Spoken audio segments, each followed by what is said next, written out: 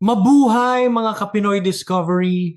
Naisip nyo na ba kung hanggang saan ang hangganan ng tinatawag nating kakaibang hilig o fetish? Sa mundo ng psikolohiya at sexualidad, may mga pagnanasa na hindi lamang itinuturing na bawal, kundi mapanganib, labag sa batas at sumisira sa moralidad ng lipunan. Bilang inyong curiosity expert, aalamin natin kung bakit ang mga ito ay mahigpit na ipinagbabawal. Hindi ito tungkol sa simpleng pagkakaiba ng panlasa. Pag-uusapan natin ang mga madilim na sulok ng isipan ng tao kung saan ang pagnanasa ay nagiging isang krimen at sakit. Sa ating paglalakbay ngayon sa Pinoy Discovery, tatalakayin natin ang mga pinaka-kontrobersyal at pinagbabawal na paraphilia. Ano nga ba ang naghihiwalay sa isang ligtas na pantasya at sa isang mapanirang obsesyon? Ang sagot ay nakasalalay sa tatlong mahahalagang haligi: ang buong pag-unawa at pagsang-ayon o consent, ang kaligtasan ng kalusugan, at ang paggalang sa karapatan ng iba. Kapag ang isa sa mga ito ay nilabag, ang isang gawain ay hindi na maituturing na kalayaan. Halina't suriin natin ng malalim ang mga dahilan kung bakit ang mga ito ay mariing kinokondena. Bago tayo magsimula, mahalagang maunawaan na ang mga kondisyong ito ay madalas na nakaugat sa malalalim na isyung psikolohikal. Hindi ito basta-basta pinipili ng isang tao. Kadalasan, ito ay resulta ng mga trauma, abnormalidad sa pag-iisip o pagkasira ng moral compass. Ang pag-unawa sa mga ito ay hindi nangangahulugan ng pag-tolerate, kundi pagkilala sa mga senyales upang maprotektahan ang ating sarili at ang ating komunidad. Mula sa mga paglapastangan sa mga pumanaw hanggang sa mga krimen laban sa kalikasan, tuklasin natin ang mga bawal na pagnanasa ng tao. Unahin natin ang isa sa pinaka nakakagimbal na kondisyon, ang necrophilia o ang matinding atraksyong sexual sa mga patay na katawan. Para sa mga taong may ganitong matinding sapak sa pag-iisip, ang isang malamig na bangkay ay tila isang perpektong obheto ng pagnanasa. Sa kanilang baluktot na pananaw, ang mga morgue at sementeryo ay nagiging lugar ng kanilang mga madilim na pantasya. Ang ganitong uri ng paraphilia ay hindi lamang nakakapangilabot kundi isang direktang paglapastangan sa kabanalan at dignidad ng mga taong pumanaw na dapat sana'y binibigyan ng respeto. Ang pinakapangunahing issue rito ay ang kawalan ng kakayahang magbigay ng pagsang-ayon o consent. Ang isang taong pumanaw na ay hindi kailanman makakapagsabi ng o hindi. Ang anumang uri ng paglapastangan sa kanilang mga labi ay isang matinding paglabag sa kanilang mga karapatan bilang dating buhay na nilalang. Sa halos lahat ng bansa, kabilang na dito sa Pilipinas, ang paglapastangan sa bangkay ay isang seryosong krimen na may kaakibat na mabibigat na parusa dahil ito ay sumisira sa pinakabatayang prinsipyo ng paggalang sa kapwa-tao, buhay man o patay na. Bukod sa isyung moral at legal, napakalaki ng panganib na dala nito sa kalusugan. Ang isang nabubulok na katawan ay isang literal na biohazard o pugad ng mga mapanganib na bakterya, virus, at iba pang pathogens na nagdudulot ng mga nakamamatay na sakit.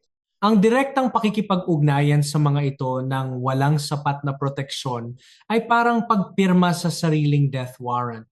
Ang pagkakalantad sa mga nakalalasong kemikal na inilalabas ng katawan habang ito ay naaagnas ay nagpapakita kung gaano kalayo sa lohika at kaligtasan ang ganitong uri ng matinding pagkahumaling. Susunod sa ating listahan ng mga bawal na gawain ay ang coprophilia o ang pagkakaroon ng sexual na kasiyahan mula sa dumi ng tao o hayop.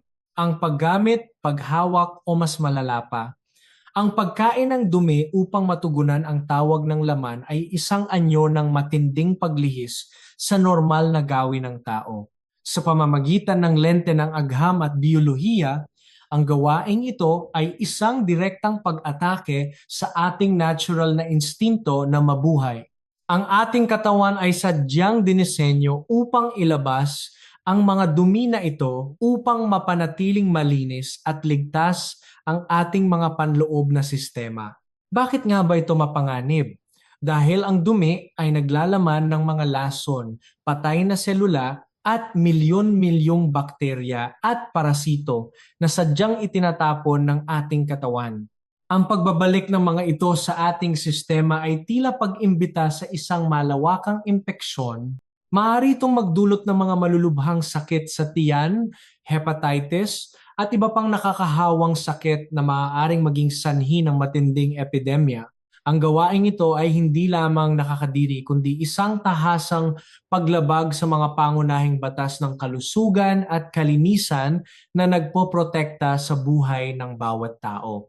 Sa aspetong legal at panlipunan, ang coprophilia ay mahigpit na kinokondena. Maraming mga bansa ang may mahigpit na batas na nagbabawal sa paggawa at pagpapakalat ng anumang uri ng media na naglalaman ng ganitong mga gawain dahil sa labis nitong pagiging malaswa at banta sa kalusugang pampubliko. Ang mga plataporma sa internet ay mabilis na nag-aalis ng mga ganitong nilalaman upang maprotektahan ang mga manonood mula sa matinding trauma at upang hindi pamarisan ang mga gawaing sumasalungat sa tamang pag-uugali at kalinisan ng isang sibilisadong pamayanan at lipunan. Dumako naman tayo sa isang napakalupit at madilim na interes, ang crush fetish. Ito ay ang pagkakaroon ng sexual na kasiyahan sa pamamagitan ng panonood sa mga maliliit na hayop tulad ng mga daga, kuneho, o mga tuta habang sila ay tinatapakan at dinudurog hanggang sa mamatay. Ang mga taong nasisiyahan sa ganitong uri ng karahasan ay nagpapakita ng isang napakabigat na problema sa kanilang pag-iisip. Ang pagtingin sa pagdurusa at kamatayan ng isang walang kalaban-labang nilalang bilang isang uri ng libangan ay nagpapahiwatig ng matinding kawalan ng empatiya at awa. Ano ang nag-uudyok sa isang tao na gumawa o manood ng ganitong kalupitan? Ayon sa mga eksperto sa psikolohiya, ang gawaing ito ay nakaugat sa matinding pagnanasa para sa kapangyarihan at dominasyon. Ang pakiramdam na hawak nila ang buhay at kamatayan ng isang mahinang nilalang ay nagbibigay sa kanila ng baluktot na kasiyahan. Ang ganitong uri ng sadismo ay madalas na nagiging tulay patungo sa mas malalaking krimen. Ang pagiging manhid sa pagdurusa ng mga hayop ay isang malaking babala na ang taong ito ay may kakayahang gumawa ng karahasan laban sa kanyang kapwa-tao. Noong nakaraan, mayroong malaking butas sa batas tungkol dito. Ipinagbabawal ang pagbebenta ng mga video, ngunit hindi malinaw ang parusa sa mismong paggawa nito. Subalit dahil sa matinding pagkondena ng publiko, noong taong 2010, maraming bansa, kabilang ang Amerika, ang naghigpit ng kanilang mga batas. Ngayon, ang paggawa, pamamahagi at pag-angkin ng mga crush fetish na materyales ay itinuturing na isang mabigat na krimen ng pagmamalupit sa mga hayop na may katumbas na mahabang pagkakakulong. Ito ay isang hakbang upang protektahan ang kalikasan. Isa pa sa mga pinaka nakakabagabag na paglihis ay ang bestiality o ang pakikipagtalik sa mga hayop. Ang gawaing ito ay hindi lamang isang simpleng pagkakamali. Ito ay isang tahasang paglabag sa natural na kaayusan ng kalikasan. Ang mga hayop ay hindi mga kasangkapang sexual para sa mga tao. Ang pagtingin sa kanila sa ganitong paraan ay isang malakal na pang-aabuso. Sa mundo ng Pinoy Discovery, lagi nating binibigyang diin ang paggalang sa lahat ng may buhay. Ang bestiality ay sumisira sa sagradong ugnayan sa pagitan ng tao at ng mga hayop na dapat nating kinakalinga. Tulad ng sa necrophilia, ang pangunahing issue rito ay ang kawalan ng pagsang-ayon o consent. Ang mga hayop ay walang kakayahang mag-isip at magdesisyon tulad ng tao, kaya't ang anumang sexual na gawain sa kanila ay automatikong itinuturing na pang-aabuso at kalupitan. Bukod pa rito, ang matinding pagkakaiba sa anatomiya ng tao at hayop ay nagdudulot ng malulubhang pisikal na pinsala sa mga hayop. Mayroon ding napakalaking panganib ng pagpasa ng mga nakamamatay na sakit mula sa hayop patungo sa tao, na kilala bilang mga zoonotic diseases na banta sa buong lipunan. Ang mas nakakatakot pa rito ay ang natuklasan ng mga mananaliksik at kriminologo. Mayroong malakas na koneksyon sa pagitan ng bestiality at ng posibilidad na gumawa ng mga krimen laban sa mga bata o mga taong walang kalaban-laban sa hinaharap. Ang taong kayang mang-abuso ng isang inosenteng hayop ay nagpapakita ng kawalan ng moralidad na kinakailangan upang mapigilan ang sarili sa pananakit ng ibang tao. Kaya naman, ang batas sa maraming bansa ay napakahigpit pagdating sa gawaing ito upang maprotektahan hindi lamang ang mga hayop kundi pati na rin ang komunidad. Ngayon, pag-usapan natin ang isang napakadilim na bahagi ng internet, ang mga snuff films. Ito ay mga video na nagpapakita ng totoong pagpapahirap at pagpatay sa isang tao para sa sexual na kasiyahan ng mga manonood.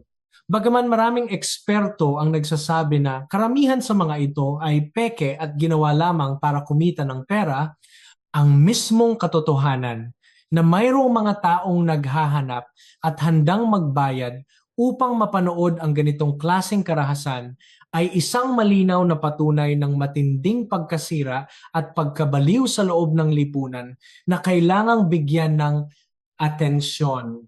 Ang pagnanasa na makakita ng tunay na pagdurusa at kamatayan ng ibang tao ay bilang isang uri ng libangan ay nagpapakita ng pinakamalalim na antas ng kasamaan ng tao.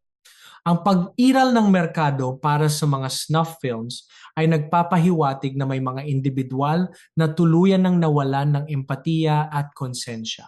Ang pagtugis sa mga gumagawa at nagpapakalat ng ganitong mga materyales ay isa sa mga pangunahing prioridad ng mga ahensya ng nagpapatupad ng batas sa buong mundo dahil ang sinumang nasisiyahan sa ganitong gawain ay isang napakalaking banta sa kaligtasan ng publiko. Ang isa pang seryosong issue ay ang ephebophilia o ang pagkakaroon ng sexual na atraksyon sa mga kabataang nasa edad 14 hanggang 18. Kahit na minsan ay hinihiwalay ito sa pedophilia na tumutukoy sa mga batang nasa ilalim ng edad 13, ang ephebophilia ay nananatiling isang mapanirang anyo ng pang-aabuso. Ang utak at emosyon ng isang tinedyer ay hindi pa sapat ang pag-unlad upang makapagbigay ng tamang desisyon tungkol sa maselang gawain. Ang pagsasamantala sa kanilang kahinaan at kakulangan sa karanasan ay isang malaking krimen sa batas. Pumasok naman tayo sa issue ng paglabag sa privacy, ang voyeurism o ang pamboboso. Ito ay ang pagkakaroon ng kasiyahan sa pamamagitan ng palihim na panonood sa ibang tao habang sila ay walang saplot o nasa mga pribadong sitwasyon. Sa makabagong panahon, ang gawaing ito ay naging mas mapanganib dahil sa pag-usbong ng teknolohiya tulad ng mga hidden camera, spy gadgets at maging mga drone. Ang pag-agaw sa karapatan ng isang tao sa kanilang sariling privacy nang hindi nila nalalaman ay isang direktang pag-atake sa kanilang dignidad at isang seryosong paglabag sa batas.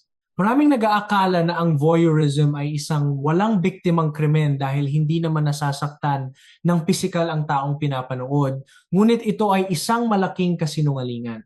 Ang matinding trauma, takot at kahihiyan na nararanasan ng mga biktima kapag nalaman nilang sila ay pinanood o kinuhanan ng video ng palihim ay nagdudulot ng panghabambuhay na pinsala sa kanilang mental na kalusugan. Ang pagkawala ng pakiramdam ng kaligtasan sa loob ng kanilang sariling tahanan o sa mga pribadong lugar ay isang matinding forma ng psikolohikal na pang-aabuso at krimen.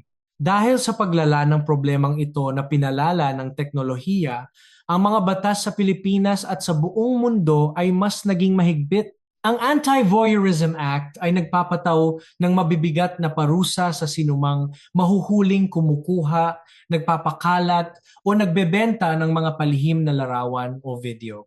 Bilang mga responsableng mamamayan at manonood ng Pinoy Discovery, mahalagang maging mapanuri sa ating paligid at agad na i-report sa mga otoridad ang anumang kahina-hinalang kagamitan sa mga pampublikong banyo, fitting rooms, at mga hotel upang maprotektahan ang ating sarili at kapwa.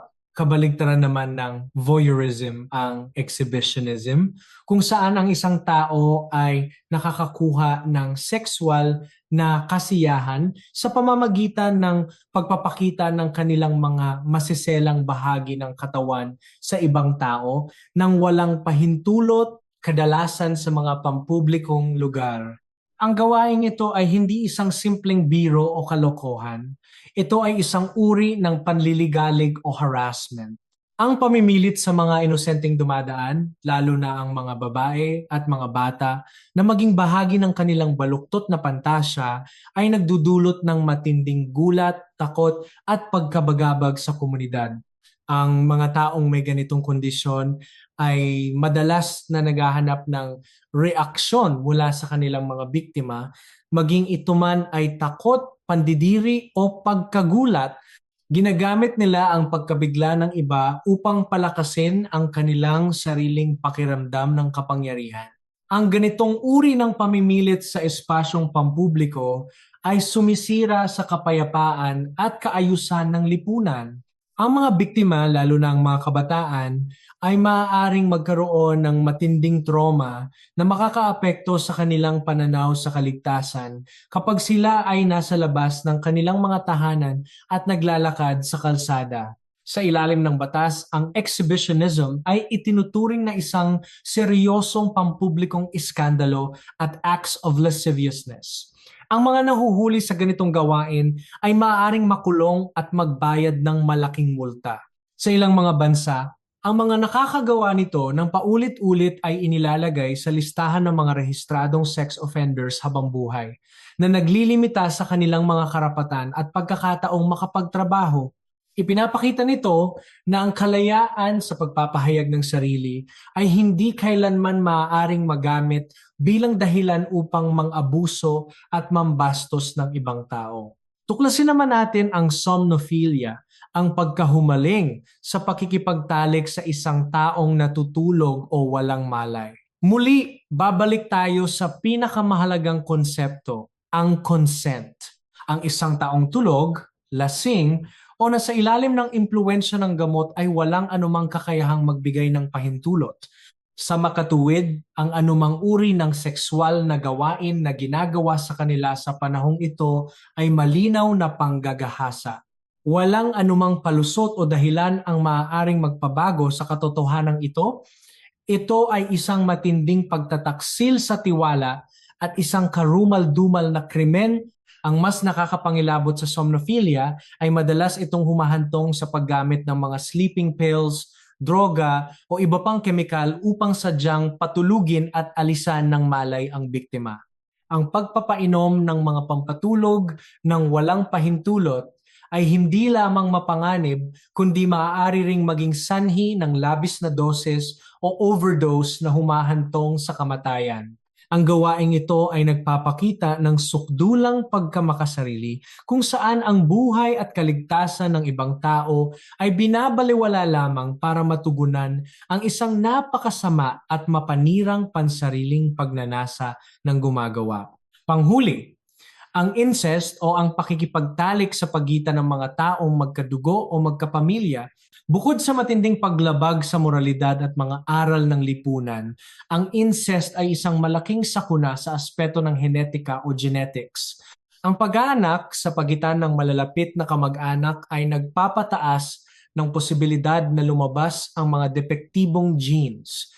Nagdudulot nito ng mga pisikal na deformidad, malulubhang sakit sa pag-iisip at mga kondisyong namamana na nagpapahirap sa mga inosenteng bata. Ito ay isang biolohikal na babala na ang ganitong gawain ay labag sa kalikasan. Sa aspeto ng pamilya at lipunan, sinisira ng incest ang mismong pundasyon ng tiwala at proteksyon na dapat ay ibinibigay ng isang tahanan. Ang mga magulang at nakatatandang kapatid na dapat sana ay nag-aalaga at nagpoprotekta ay nagiging mga nang-aabuso. Nagdudulot ito ng matinding trauma at pagkawasak ng pagkatao ng mga biktima. Ito ang dahilan kung bakit halos lahat ng kultura, relihiyon at batas sa buong mundo ay mahigpit na ipinagbabawal ang incestuous na relasyon upang mapanatiling sagrado, ligtas, at malusog ang estruktura ng pamilya at ng buong komunidad. Bilang pagtatapos sa ating masusing pagsisiyasat dito sa Pinoy Discovery, malinaw nating nakita na ang mga gawaing ito ay hindi simpleng kakaibang panlasa. Sila ay mapanganib na kombinasyon ng mga problema sa kalusugang pangkaisipan, banta sa medikal na kaligtasan, at tahasang paglabag sa batas ng tao at kalikasan. Tandaan natin ang tatlong pulang linya na hindi dapat tawirin: ang buong pagsang-ayon, ang kalusugan, at ang empatiya o habag sa kapwa. Ang paglabag sa mga ito sa ngalan ng kalayaan sa sexualidad ay walang iba kundi isang pagdadahilan sa kasamaan. Kung ikaw o ang iyong kakilala ay nakakaranas ng mga ganitong hindi pangkaraniwang pagnanasa, ang pinakamabuting hakbang ay ang humingi ng profesional na tulong mula sa mga doktor at psychologist bago pa ito mauwi sa isang krimen. Laging tandaan, ang ligtas at malusog na sexualidad ay nagsisimula sa paggalang sa iyong kapareha, sa batas, at sa iyong sariling katawan. Ako ang inyong curiosity expert na nag-iiwan ng mensaheng maging mapanuri at responsable. Hanggang sa muling pagtuklas ng mga misteryo ng buhay, dito lang yan sa Pinoy Discovery. Paalam at mag-ingat.